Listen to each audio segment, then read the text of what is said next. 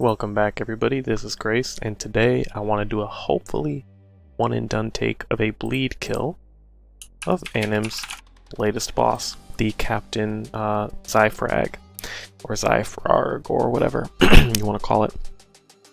This is a boss which has the Rubesard mechanic of stealing your weapon, and as well it has the mechanic of having very low resistances, and supposed to have low harm. Last I checked, it did not. Okay, hell if I know, but last I checked this guy does not actually have harm resistance. What we're going to be doing is, last time I did a kill, I did not really respect the Rubesard mechanics. And I just killed it with a barrier so that it never stole my weapon. You may have seen that video, you may not have, not to worry. But what I'm going to do now is a method that does respect the Rubesard mechanic.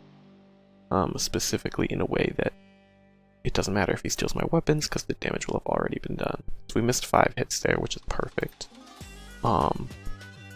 Because it gave us 33 BTH, and I believe, let's see, 5 misses, 1 hit. If I remember correctly, that's like what? Like 8 hits that I can do before I go to start negative BTH. The reason I need all of that is because we're going to be using the Hive Diver Breaker weapon. And of course not in this H series armor because we'll get one shot.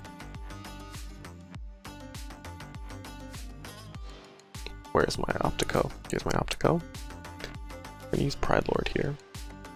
Don't have any more Berserk, right? Yep, so we should be good. This is a bleed weapon. Well, it's not just a bleed weapon. But here, we get a huge bleed because of how the weapon works. I actually don't know how we got a 1.569 to be honest. But we dealt a lot of bleed damage. Let's see on that first one. 616, so that's just from one turn. Now, the monster did not steal my weapon because it only steals your weapon on the turns where it does its basic attack.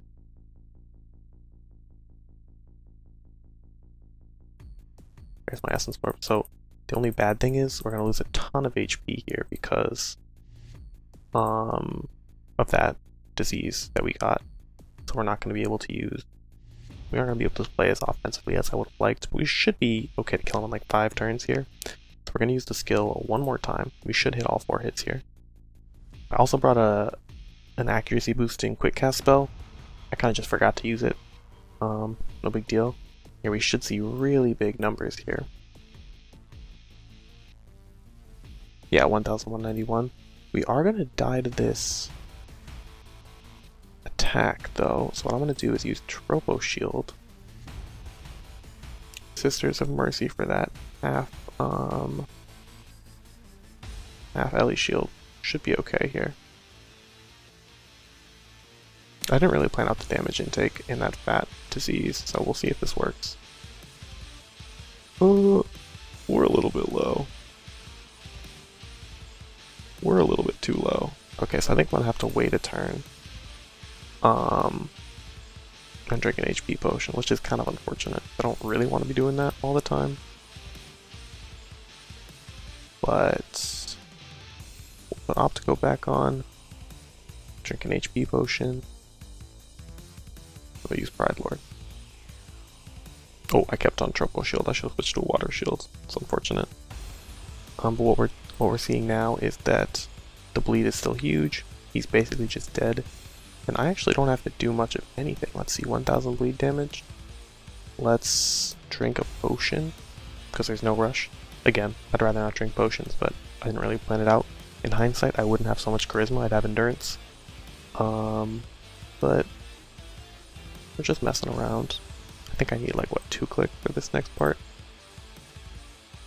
We're going to use Machete and then Fracture Point. So these are 2 weapons that do the same thing. Just going to attack here.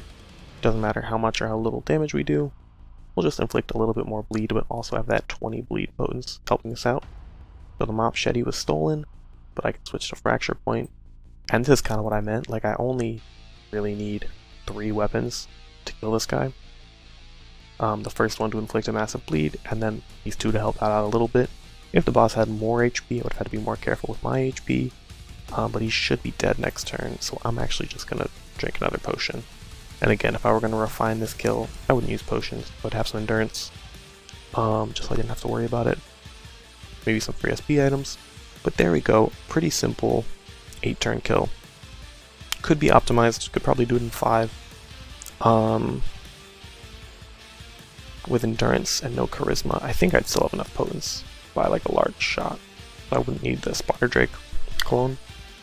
But yeah, so until this guy gets negative harm resistance, I think bleed is a very meta way to kill him, particularly even if you don't have these particular ranged items. If you have like 5 bleed weapons, you can cycle through them, stack up a pretty significant bleed, and then just chill while he bleeds out. You really don't need more than power 1 to kill it in like 10 turns. That first bleed, as you saw, did 600 damage. So, well, it's power 1.5. Maybe you need like power 1.5, power 2. But you can get that. Another way to do it would be the werewolf subrace or the werepire subrace. I might even add another clip or make a separate video doing that. Depends on how lazy I get tonight, we'll see. But I hope you guys enjoyed this little showcase. Bleed is great for when a boss has a non-restrictive damage cap. Yeah, see you guys later. Bye bye.